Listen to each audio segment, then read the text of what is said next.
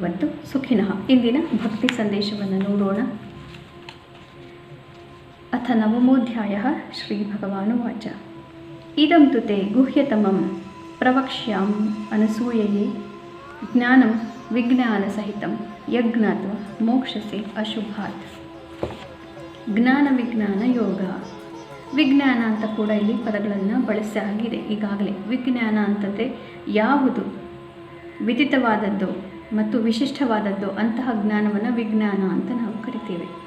ಈ ವಿಜ್ಞಾನವನ್ನು, ನಮ್ಮ ಆತ್ಮಜ್ಞಾನದ ವಿಜ್ಞಾನವನ್ನು ಇವತ್ತು ನಾನು ನಿಮಗೆ ಹೇಳ್ತೇನೆ. ಇದು ಬಹಳನೇ ರಹಸ್ಯವಾದಂತಹ ಜ್ಞಾನ ಅರ್ಜುನ ಅಂತ ಭಗವಂತ ಅರ್ಜುನನಿಗೆ ಹೇಳ್ತಾ ಇದ್ದಾನೆ. ಇಂದು ಶ್ರೀ ಪರಾಭವ ನಾಮ ಸಂವತ್ಸರೆ ಉತ್ತರಾಯಣೆ ಗ್ರೀಷ್ಮ ಋತುವು ಅಧಿಕ ಜ್ಯೇಷ್ಠ ಮಾಸೆ ಕೃಷ್ಣ ಪಕ್ಷೆ. ಇಂದು 2ನೇ ತಾರೀಕು, ಇಂದು 14ನೇ ತಾರೀಕು ಭಾನುವಾರ, ಚತುರ್ದಶಿ ತಿಥಿ ಹಾಗೂ ಇಂದು ರೋಹಿಣಿ ನಕ್ಷತ್ರ. ಇಂದಿನ ಭವಿಷ್ಯವನ್ನು ನೋಡೋಣ. ರೋಹಿಣಿ ನಕ್ಷತ್ರದಲ್ಲಿ ಚಂದ್ರ ಅತ್ಯುತ್ತಮ, ಅತಿ ಪ್ರಬಲ. ಹೀಗಾಗಿ ಇವತ್ತು ಭಾವುಕತೆ ಎಲ್ಲರಿಗೂ ತುಂಬಾ ಜಾಸ್ತಿ ಇರುತ್ತೆ.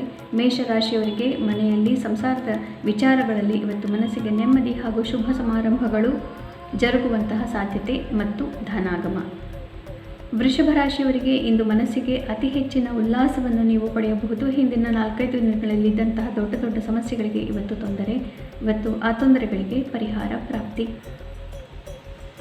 ಮಿಥುನ ರಾಶಿಯವರಿಗೆ ಕಷ್ಟಕರವಾದಂತಹ ದಿನಗಳು ಇನ್ನೂ ಮುಂದುವರಿತಾ ಇದೆ. ಮಿತ್ರತ್ವಗಳಲ್ಲಿ ಹಾಗೂ ಪಾಲುದಾರಿಕೆ ವ್ಯವಹಾರಗಳಲ್ಲಿ ನಿಮ್ಮ ಸಹಕಾರ ಇರೋದಿಲ್ಲ. ಬೇರೆಯವರು ನಿಮಗೆ ಸಹಕಾರವನ್ನು ಕೊಡೋದಿಲ್ಲ. ಬಾಸ್ಗಳು ಕೂಡ ಅಷ್ಟೊಂದು ಸಹಕಾರಿಯಾಗಿ ಇರೋದಿಲ್ಲ. ಹೀಗಾಗಿ ಕಷ್ಟ ಅನಿಸ್ತಾ ಇರಬಹುದು. ಧ್ಯಾನಾದಿಗಳಿಂದ ಈ ದಿನವನ್ನು ಕಳೆದುಬಿಡಿ. ಮುಖ್ಯ ನಿರ್ಧಾರ ಬೇಡ. ಕರ್ಕ ರಾಶಿಯವರಿಗೆ ಉತ್ತಮ ದಿನಗಳು ಮುಂದುವರಿತಾ ಇದೆ. ಮನಸ್ಸಿಗೆ ನೆಮ್ಮದಿ ಪ್ರಾಪ್ತಿ. ಮಿತ್ರರಿಂದ ಬಹಳನೇ ಧನಾಗಮದ ಸೂಚನೆಗಳು ಹಾಗೂ ಧನಾಗಮ ಸಾಧ್ಯ, ಇಷ್ಟಾರ್ಥ ಸಿದ್ಧಿ.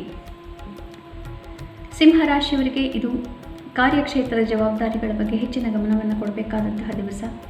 ಮನೆಯಲ್ಲಿ ಕಾರ್ಯಕ್ಷೇತ್ರದ ಜವಾಬ್ದಾರಿಗಳಿಂದ ಮನೆಯವರ ಕಡೆ ಹೆಚ್ಚಿನ ಗಮನ ಕೊಡ್ತಾ ಇಲ್ಲ ಅನ್ನುವಂತಹ ಮಾತನ್ನು, ಟೀಕೆಗಳನ್ನು ಕೇಳಬೇಕಾಗಿ ಬರಬಹುದು. ಇದನ್ನು ನಿಭಾಯಿಸಬೇಕು. ಕನ್ಯಾ ರಾಶಿಯವರಿಗೆ ಭಾಗ್ಯೋದಯವಾಗುತ್ತೆ. ಮನಸ್ಸಿಗೆ ನೆಮ್ಮದಿ.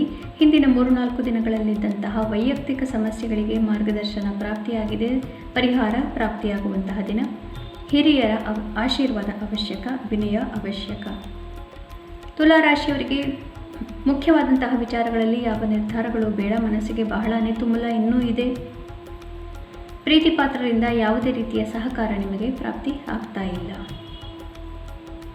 ವೃಶ್ಚಿಕ ರಾಶಿಯವರಿಗೆ ಅತ್ಯುತ್ತಮವಾದಂತಹ ದಿವಸಗಳು ಮುಂದುವರಿತಾ ಇದೆ. ಮನಸ್ಸಿಗೆ ನೆಮ್ಮದಿ. ಪ್ರೀತಿ ಪಾತ್ರರಿಂದ ಎಲ್ಲ ರೀತಿಯ ಸಹಕಾರ ಪ್ರಾಪ್ತಿ. ದಾಂಪತ್ಯದಲ್ಲಿ ಮತ್ತು ವಹಿವಾಟುಗಳಲ್ಲಿ ಬೇರೆಯವರಿಂದ ಇವತ್ತು ನಿಮಗೆ ಯಶಸ್ಸು ಸಾಧ್ಯ. ಧನು ರಾಶಿಯವರಿಗೆ ಉತ್ತಮವಾದಂತಹ ದಿವಸಗಳು ಮುಂದುವರಿತಾ ಇದೆ. ಕಾರ್ಯಕ್ಷೇತ್ರದಲ್ಲಿ ಯಶಸ್ಸು. ಶತ್ರುಗಳು ಹಿಮ್ಮೆಟ್ಟುತ್ತಾರೆ. ತೊಂದರೆಗಳೆಲ್ಲ ತಾವಾಗಿ ಪರಿಹಾರವಾದಂತೆ ಭಾಸವಾಗುತ್ತೆ. ಆದರೆ ಮಿತ್ರರು ಶತ್ರುಗಳಾಗದಂತೆ ನೋಡಿಕೊಳ್ಳೋದು ನಿಮ್ಮ ಕೈಲಿರುತ್ತೆ.